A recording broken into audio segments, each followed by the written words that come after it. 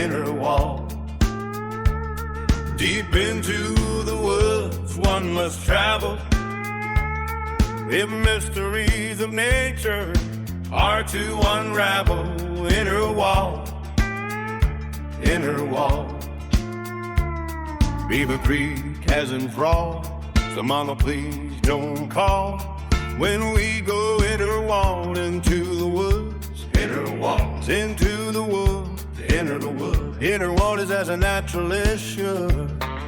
The habitat of Beaver Creek is diverse, as if part of a multidimensional universe. Beaver Creek has remarkable biota, far overreaching our bare quota. Biota includes fauna, flora, and funga. Along Beaver Creek, no need to rumble. Fauna is a fantastic wildlife. Don't give the animals and birds strife. Insect fauna includes ants and bees, and flora includes plants, foliage, and trees. Funga includes mycelium and mushrooms. When it pours, fungi and mushrooms bloom with rain. How come the colorful toadstools making our exquisite bright honey brew? Once in a blood moon, Beaver Creek displays something new. With each fresh, marvelous revelation, Beaver Creek is an unspoiled nature exhibition. But along Beaver Creek, remember, please, please don't stare. If you turn around and see an inquisitive bear standing there, rather think of a ditty and start humming when hearing a curious bear coming. Put that Beaver Creek bed at ease, and getting along will be a breeze. Interwald, Interwald. Biota, Biota. Fauna, flora, funga. Interwald, Interwald.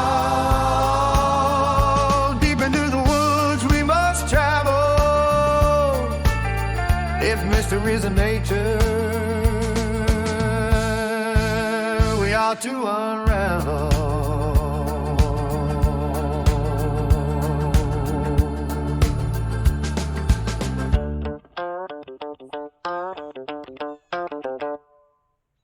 When it comes to nature, one never knows unless you go interwald, that is into the woods. For instance, once every blood moon, Beaver Creek shows us something new. By way of background, biota includes fauna, flora, and funga of a given habitat. And Beaver Creek certainly has diverse biota. In our opening scene, a red squirrel was checking out a colorful amanita. Once the amanita was ripe, the squirrel took its cap back home, presumably for winter storage and to feed young ones once they arrive. Beaver Creek usually has yellow, and occasionally red and orange, amanitas. Most of the amanitas appear in August and September, depending on the rain. For there is wet, and then there is mushroom wet. No rain, no mushrooms. Therefore, it is not uncommon for mushroom hunters to follow the rain. When it is monsoon wet, mushrooms typically can be found everywhere. As an aside, most amanitas are toxic to humans, and even deadly. So please don't eat the amanitas. And in general, there's no need to resort to that sort of reckless activity anyway. Rather, one can frequently find one or more varieties of safe-to-eat, choice edible mushrooms in the woods, depending on the amount of precipitation and time of year, of course. Chicken of the woods is one choice edible mushroom, usually orange and yellow, or alternatively, orange and white in color. Beaver Creek has numerous black cherry trees. However, black cherry trees only live for about 80 years. As a result, there are quite a few dead and decaying black cherry trees along Beaver Creek.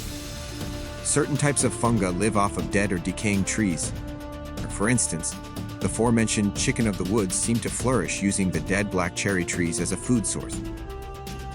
These videos also show a few owls perched over Beaver Creek.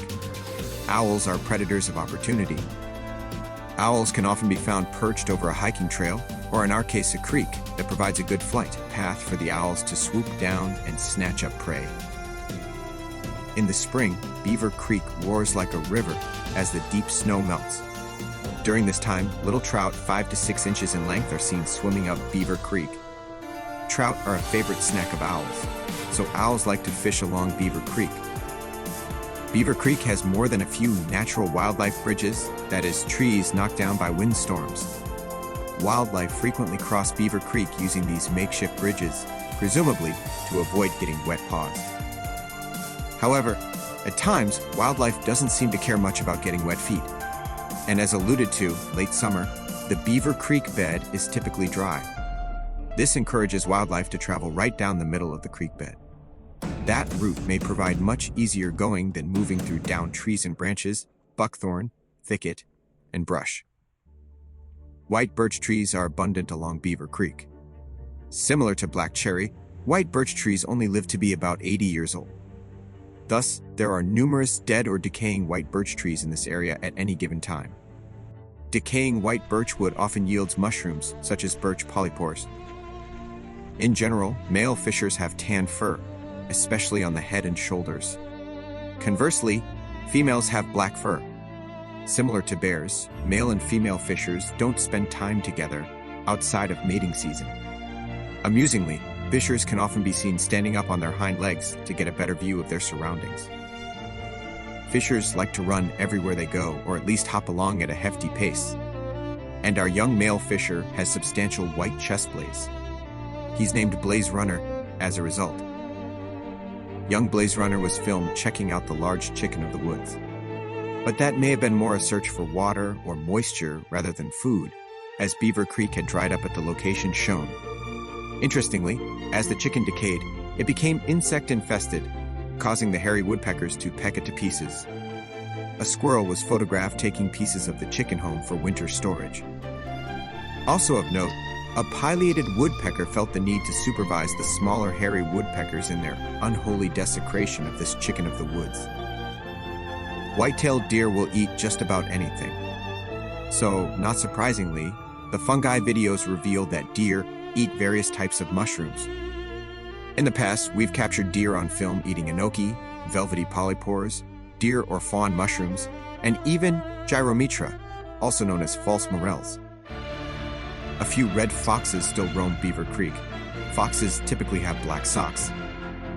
In the 1980s, as we mowed hay, foxes would come out into the hay fields and chase bewildered field mice scurrying about.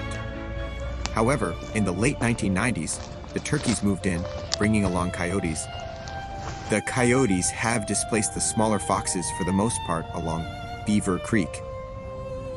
Our great blue heron always seems to be on another daily quest, typically early morning. As a result, he's called Quixote. We presume Quixote will find a mate in 2026, but we shall see. As we conclude this discussion on Beaver Creek, we should briefly touch on the 800-pound gorilla in the room, or at least a couple of 200-pound Beaver Creek bears. The Beaver Creek bears are one happy bunch of black bears. The ending sequence of videos were taken at the playpen. The young male Beaver Creek bears like to play here at night, under the camera lights. The Beaver Creek bears shown include 2025 newcomers Rascal and Fawn Stalker. Rascal has blue fur and the darkest snout of all the Beaver Creek bears. Rascal playfully hides behind trees when dancing and tussling with larger bears. This behavior is reminiscent of that wascally wabbit from Looney Tunes, so he's called Rascal. During our initial glimpses of Fawn Stalker, he was stalking fawns in early June. We've yet to come up with a better name for him. However, recently it has been noticed that Fawn Stalker likes to stop in place and strike a pose, as if to vogue. In conclusion, remember, when it comes to nature, one will never know without going Interwald.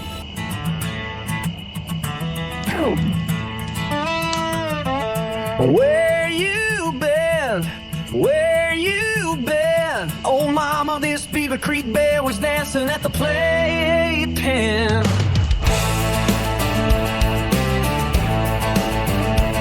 That's where the Friday night lights shine loud and extremely bright. Beaver Creek bear can't help himself, that game camera's a calling. being irresistibly drawn in. Canva is like seraphim, bear must fuss with camera. Finally dug camera mauling, as that camera has now fallen. Back to Beaver Creek, bear rolling. Wait! And season has arrived when Beaver Creek bears thrive. Hunting and spot crawling, the playpen is typically enthralling. Where Beaver Creek bears go ballin', Beaver Creek bears wrestling and tussling, Beaver Creek bears hustling and bustling. Imagining all of that and more, not really much of a chore. Where you at? Where you at? The playpen is where Beaver Creek bears engage in combat. Are you serious or merely delirious? Blood is shed everywhere, but rarely with the Beaver Creek bears. No time to sleep in the den. Beaver Creek bears need to dance at the playpen. Where you been? Oh, mama, at the playpen, but not during the day. That's not when the Beaver Creek bears play. Usually the time is only right once the sun falls in its night. Short days and long nights. If you're a Beaver Creek bear looking for a fight, you can find one at the playpen. You know where we've been, where Huey plays with the boys and stores his birch to toys.